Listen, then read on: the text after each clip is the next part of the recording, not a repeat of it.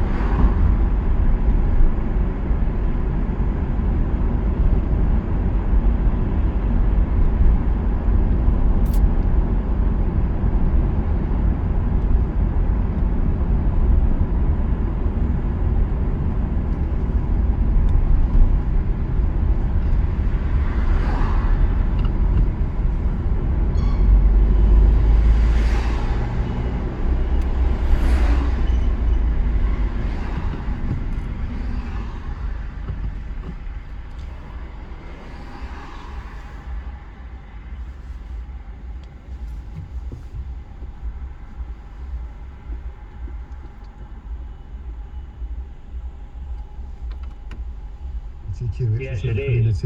But the one I was in before in Kilburn, the old Kilburn one, not the rebuilt one in Quicks Road, the old one, that was worse. Oh God, I was so surprised. I was so surprised at such. And as you say, you know, don't ever think that, David, the only thing I can say to you is that I'm not black. That's the only thing otherwise I tick all the boxes, and I thank God that I'm not insofar as... I could feel that, and you brought tears to my eyes as you listed those things, and the prejudice and the pain and the hardship that you faced. Laz in Scunthorpe, very quickly, Laz. Let me get you at the end. So, thanks for having me, David. You're an amazing guy. I'd love to go for coffee with you. Now, go on, Laz. I wanted to talk about what Peter said. Now, Peter turned around and started talking about certain faith communities and homophobia and all of that. In a quarter of a mile, at Wagoners Roundabout, take the second exit onto the Parkway, A312. How old is he? He's about, God knows, so he's my brother, I should know. He's about 47. But he is, I've spoken to him about it, and I'm quite... Why has he not come out? Why has he not come out? Why has he not had the courage to come out? Being of a Muslim faith, I think he's, yeah. Now, the thing is, what got me when Peter was speaking, and you know what? I've got a lot of respect for... Go on, lads. Go on quickly. So, the thing is, firstly, as Muslims, we shouldn't be judging people whether they're gay or not. That's between them and God. And whatever they do, it's between them and God, and whatever. But, come on, guys. Exit the roundabout onto the Parkway. Continue on the Parkway for 1 mile. We need to embrace the world and just include everybody here, and it is what it is. And you know what? I really wish my brother would just come out properly and just, happy. I hope he's listening. I could talk about this for a lot longer. That's a very nice way to end the show. Thank you for all your calls, your texts, your tweets. Remember, I'm here every Saturday from 4. Coming up at 10 tonight, it's Nick Lambert, but up next, it's Natasha Devon. Thanks, David. After 8, I want to reflect on the fact that it's been 50 years since the first Pride rally, which took place in London on 1st of July 1972. How far have we come in the fight for LGBTQ equality since then, and how far do we still have to go? But first, after resigning as Deputy Chief Whip, Chris Pincher has been expelled from the Conservative Party whilst allegations of sexual misconduct are investigated. 56 current MPs are reportedly facing allegations of sexual misconduct.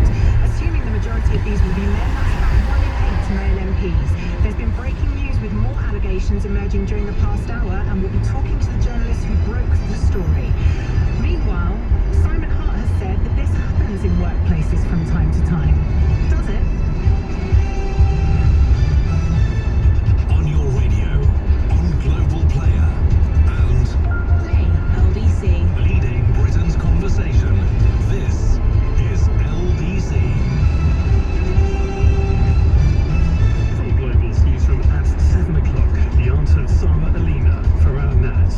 thanks the hundreds of people who attended this afternoon's vigil in memory. In a quarter of a mile, at Cranford Parkway interchange, take the second exit onto the M4 slip road to Heathrow Airport, M25. She was killed as she walked home from a night out in Ilford in the early hours of last Sunday. Roads were closed in the area to allow the crowd to walk the 10-minute journey from the scene of the attack to her home. Family friend Pretty Verdi wanted to show her support. Why am I here? Because I just want to show my respect and just hold Sarah, in my heart. The Foreign Office has condemned the exploitation of prisoners of war after Russian state media claimed 2 British men were charged with being mercenaries in Ukraine. Dylan Healy was working as an aid worker, while Andrew Hill's a military volunteer. The Tory MP Chris Pincher says he's seeking professional medical support after being accused of groping 2 men. He says he hopes to return to his duties as an MP as soon as possible. Hundreds of thousands of people have marked 50 years of Pride by watching or taking part in London's festivities. But uniformed officers from London's Metropolitan Police Force are not among them after concerns over confidence in policing. Campaigner Peter Tatchell has been involved in the parade since 1972 and says he knows it doesn't apply to every officer. There are many good police officers. They are welcome to join us in civilian clothes, and that's what they're doing today. I'm really pleased the Met Police have listened to our concerns. We want to get the institution reform, and then, of course... Exit the roundabout onto the slip road. In a quarter of a mile, merge onto M4. In the 3rd round. Her straight sets victory was the first defeat for the Polish world #1 in 37 matches. Scotland and Rangers goalkeeping great Andy Gorham has died aged 58 following a fight with cancer. Born in Lancashire, he won 5 Scottish titles with the Glasgow side and was part of Manchester United's Premier League winning squad in 2001. He also played cricket for Scotland. Former Scotland manager Craig Brown paid tribute to Gorham.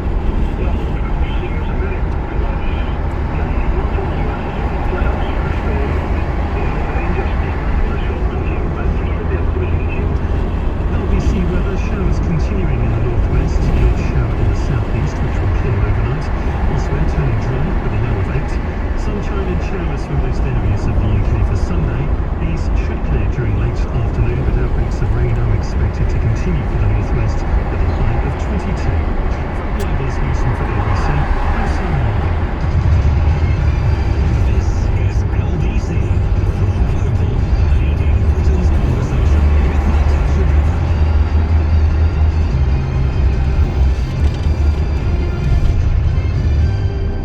Good evening to you. It's coming up to 4 minutes after 7. I'm Natasha Devon and you are listening to LBC. Now you might have heard earlier we had some breaking news during David's show that Chris Pincher, the former Deputy Chief Whip, who resigned after he was accused of groping 2 men, has said he's seeking professional medical support. In a statement, he also said he was truly sorry and would cooperate fully with the inquiry into his alleged behaviour at a private members club in London.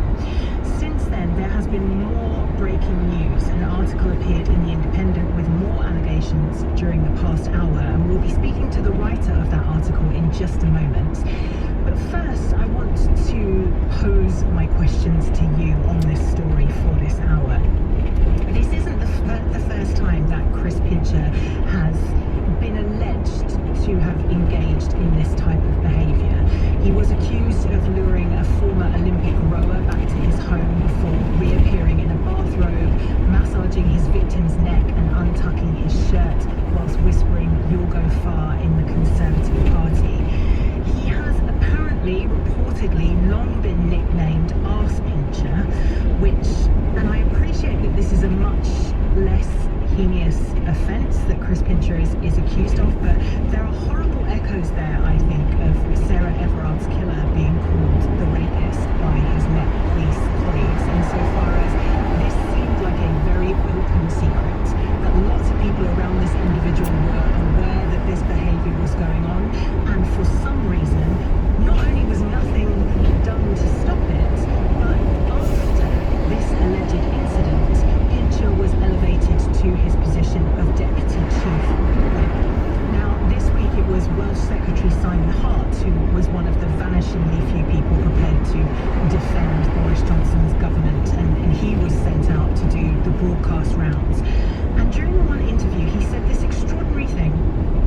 quarter of a mile, keep right to stay on M4. And I fear it won't be the last. This happens in workplaces from time to time. So my question to you this hour is, does it still? How prevalent is this type of sexual misconduct in work? Keep right to stay on M4. Happened to you? And has it happened to you during the past, let's say, 4 years? And the reason that I'm asking you that question is because I'm curious to know whether Me Too has made a difference in that regard. The number to call is 0345 6060 973. You can text 84850, tweet at LBC. Well, as promised, we're joined now by Anna Isaac, who is economics editor of The Independent and broke the exclusive story that I mentioned just a minute ago for The Independent. Thank you so much for joining us, Anna. Can you talk us through what you have broken, the story that you've broken? Yeah, absolutely. So it's very serious allegations, which I should, from the top of our conversation, say that Mr. Pincher denies firmly. But these are allegations from a fellow Conservative MP who claims that in June this year and in December last year, he had unwanted sexual contact from Mr. Pincher by way of sexual touching, groping.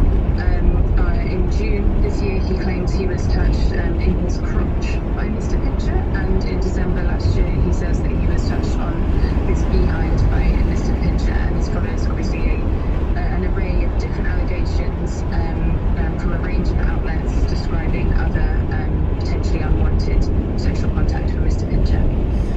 Now, reportedly, the reason that Boris Johnson has been reticent to act in this case is because he's desperate to avoid triggering a by-election in town in Chris Pincher's constituency. Do you anticipate that this story in The Independent is going to put more pressure in that regard? Well, it certainly joins a host of other allegations, and it joins a difficult context for Mr. Johnson, the Prime Minister, in that there was some trickiness around what did the Prime Minister know when about the reputation that Mr. Pincher may have had prior to receiving this very significant promotion to Deputy Chief Whip, which puts you in charge of party discipline. In a quarter of a mile, keep right to stay on M4. You're in charge of making sure the government gets its votes out all the time, but you're also regarded traditionally as a bit of a secret keeper among MPs. You're in charge of party discipline more broadly, so how should MPs behave as well as vote? So putting someone that had a tricky... Keep right to stay on M4. Albeit, as Danny Street described, via a spokesperson, as unsubstantiated allegations at the time of his promotion into such a sensitive role is very tricky for the Prime Minister. So you can imagine that lobby, those moments where all of us journalists gather together and we put questions to the Prime Minister's spokesperson over the next few days and weeks are going to be very challenging about who knew what when about Mr. Pincher's behaviour. And I've seen some commentary which looks at the gender aspect of this story, and I've seen some people argue that in light of Me Too and the culture shift that has provoked, if Chris Pincher had been behaving in this way towards female targets, then action might have been brought about much more quickly. Do you think there's any weight to that argument at all? So I've had several MPs, including the person who spoke to me for the sake of this most recent story, say to me that they feel there is a particular sensitivity that surrounds men being targeted by men within the parliamentary estate, the whole area that encompasses the House of Commons, the Palace of Westminster as it's known. And they feel that the nature of the alleged behaviour being male upon male meant that people were more reluctant to challenge it or address it because there were concerns that they might be perceived as homophobic if they challenged a power dynamic between behaviours that seem to be alcohol-led and also potentially unacceptable. And this has, in some ways, kind of opened a bit of a floodgate. It seems that there's lots of allegations that are flying around. Do you think that there might be more? I think that's very possible. I also have to sort of recognise that the fact that Mr. Pincher has denied a range of these allegations, and that sort of that must be acknowledged because everyone has a fair right of reply.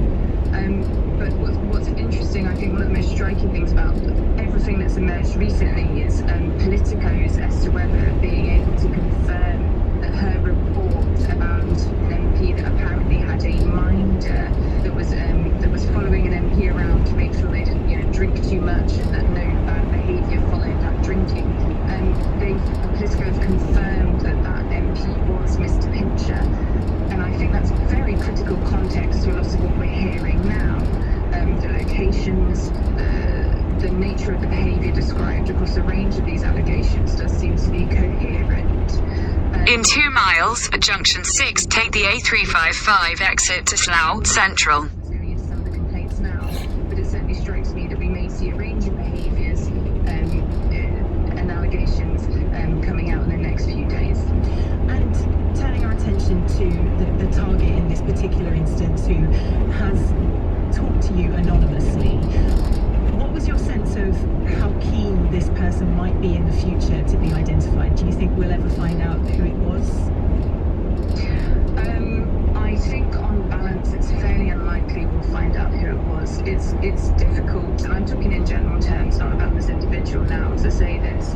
I think it's still very difficult to be out as an LGBTQIA+ person at Westminster, and it's very difficult to get elected as an MP if you might have an atypical presentation, if you're not presenting it as heterosexual. I'm mindful I'm speaking on today's Pride.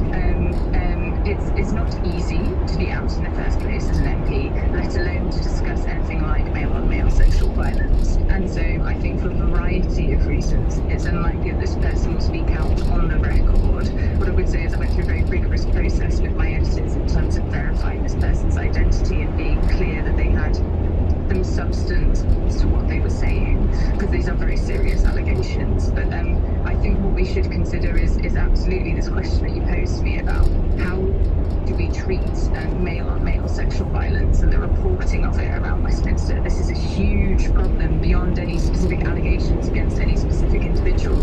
We need to be really mindful of the broader Me Too problem that exists within places like Westminster and other places where you have powerful people amongst people that are trying to make headway in their careers. It's a huge issue. Anna Isaac, economics editor of The Independent, who broke that story about further allegations made against Chris Pincher in the past hour. In a 1/4 mile, at junction 6, take the A355 exit to Slough Central. Your experiences of this kind of sexual misconduct and harassment in the workplace, because I was so intrigued. Exit at junction 6. Simon Hart said, "This is not the first time. I fear it won't be the last. This happens in workplaces from time to time. I can't know." In a 1/4 mile, at the roundabout, take the 3rd exit onto Tons Lane, A355. A man who was pretty reconciled to the problem, as though it's just the natural order of things. And I'm struck by what Anna Isaac was just saying, that any workplace where you have a power dynamic, where you have bosses who hold more power than the people who work for them, or where you have those who have a relatively large amount of wealth, that you're going to see this sort of behaviour. And 56 current MPs, let's remember, are reportedly facing allegations of sexual misconduct, assuming that the vast majority of those will be men, because lest we forget, and I do have statistics to back this up, even though men are victims of sexual misconduct too, still about, I think it was 2/3, but I will double check before we come back.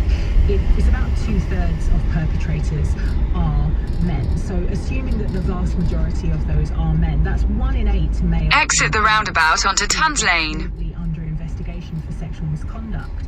Charlotte Proudman, who is a friend of this show, a barrister specialising in violence against women, said on Twitter earlier this week, if Parliament is a true representation of society, why is it people are surprised it's full of sexual predators? I wonder if you think this is a true representation of society. How big is this problem still? In a 1/4 mile, turn left towards Sippenham Lane. For you to speak out about it and for process to be followed. 0345 6060 973 is the number to call. You can tweet LBC and you can text 84850. You're listening to Natasha Devon and the time is 7:16. This is LBC.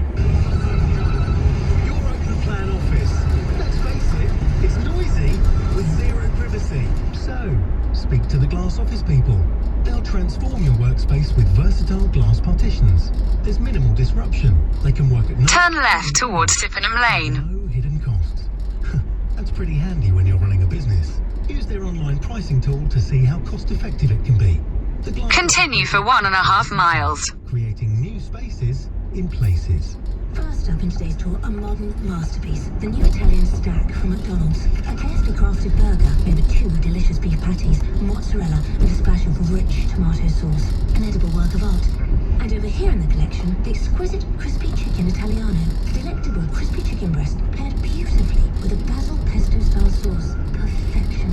Holiday from home with the McDonald's summer menu. Available until the 26th of July. From 11 a.m, participating restaurants subject to availability. Soul drivers are part of something special. They are members of the AA, the UK's #1 breakdown service. With more expert patrols across the country and unlimited call-outs, this summer we'll always be there for you. Be with the best from £6 a month at theaa.com. The AA. Join today. New customers only. T's and C's apply. For verification, go to theaa.com/1. Starting route to summer holiday. Continue straight after Are We There Yet? Exit for Ooh, BP, Who's Hungry? Continue towards tempting treats, seriously tasty sandwiches, and a much-needed latte. At the next left, break into that snacks. Merge left for the toilet break Jack said he didn't need. Whatever this summer brings, pick up amazing quality, great value food and drink from your nearest BP store. You have arrived. BP, here for all of life's journeys. Natasha Devon on LBC. Call 0345 6060 973. It's 18 minutes after 7, and we are, of course, discussing the continuing allegations being made against former Deputy Chief Whip Chris Pincher.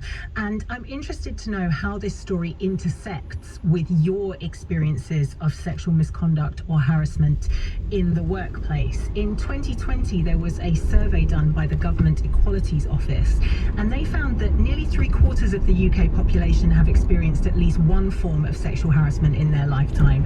2 in 5 have experienced it in the past 12 months. About 30% of those in employment experienced some form of sexual harassment in their workplace or work-related environment during the past year. 30%. Now, men were almost as likely as women to experience sexual misconduct or harassment. That's really interesting. When you look at who the perpetrators are, 2/3 of those were men, 22% were women. So there's a question mark hanging over who the other 15% are. But this is reported cases, so I guess it's where they know. They're saying 2/3 are men and 1/4 are women. So I'm interested,